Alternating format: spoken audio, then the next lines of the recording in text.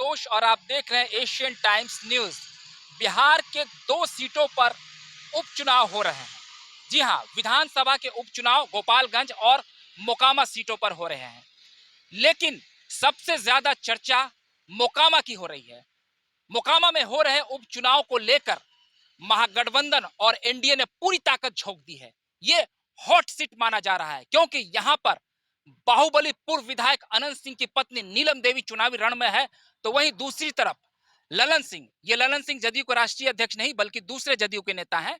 ललन सिंह की पत्नी सोनम देवी, वो ललन सिंह भी बाहुबली हैं, उनकी पत्नी सोनम देवी चुनावी रण में है। मतलब नीलम देवी महागठबंधन से और सोनम देवी एनडीए की ओर से प्रत्याशी हैं। दोनों के बीच में टसन जोरदार है।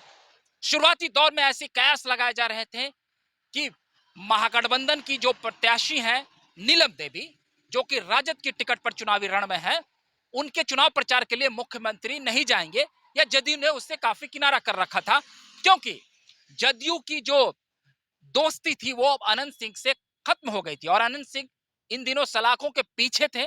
और अंदर खाने में ऐसी भी चर्चाएं थी कि अनंत सिंह जो बाहुबली थे और उनका थोड़ा सा बैकग्राउंड भी संदिग्ध रहा है, तो नीतीश कुमार और उनकी पार्टी उनसे काफी किनारा कर चुके थे और सरकार के इशारे पर ही उनको जेल के अंदर डाला गया था, ऐसी भी चर्चाएं थी। मगर अब वक्त और समय बदल गया। नीतीश कुमार पहले एनडीए में थे, अब वो महागठबंधन में आ गए और राजद की प्रत्याशी नीलम देवी हैं, तो ऐसे में नीतीश कुमार को प्रचार करना मजबूरी हो गई। और आप एक बात समझ लीजिए कि यदि इस सीट पर महागठबंधन की हार हो जाती है, क्योंकि अनंत सिंह लंबे समय से इस सीट पर कब्जा जमाए हुए हैं, पहले वो जदयू की तरफ से भी प्रत्याशी हुआ करते थे और यहां पर उनको जीत मिलती थी, तो अगर यदि ये सीट महागठबंधन हार जाती है तो एनडीए यानी बीजेपी को महागठबंधन पर हमला करने का बहुत बड़ा मौका मिल जाएगा और बीजेपी कहेगी कि बिहार में नीतीश कुमार का जादू अब कम हो गया है। बिहार की जनता ने तेजस्वी प्रसाद यादव और नीतीश कुमार को खारिज कर दिया है, इसीलिए 27 अक्टूबर को नीतीश कुमार, तेजस्वी यादव और बिहार के पूर्व मुख्यमंत्री जीतन राम मांझी मोकामा टाल में चुनाव प्रचार करने आ रहे हैं। और ये जो टाल का इलाका है, यहाँ पर यादव की संख्या बहुत ज्यादा है, मुसर जाति, धानुक और भी अन्य सामान्य वर्ग की जातियों की संख्या अधिक है, तो यहां पर एक जोरदार प्रचार करने की पूरी योजना है। वहीं जो गोपालगंज सीट है वहां पर भी महागठबंधन और एनडीए चुनाव प्रचार में काफी तेजी लाए हुए हैं। वहां पर जो बीजेपी के दिवंगत नेता सुभाष सिंह हैं, उनकी पत्नी चुनावी रण में है और कुसुम देवी, और उनके सामने राजद के मोहन प्रसाद गुप्ता चुनावी मैदान में है। गोपालगंज सीट इससे पहले बीजेपी की थी, तो इस बार भी बीजेपी उस सीट को जीतने के लिए एड़ी चोटी की लगा रही है।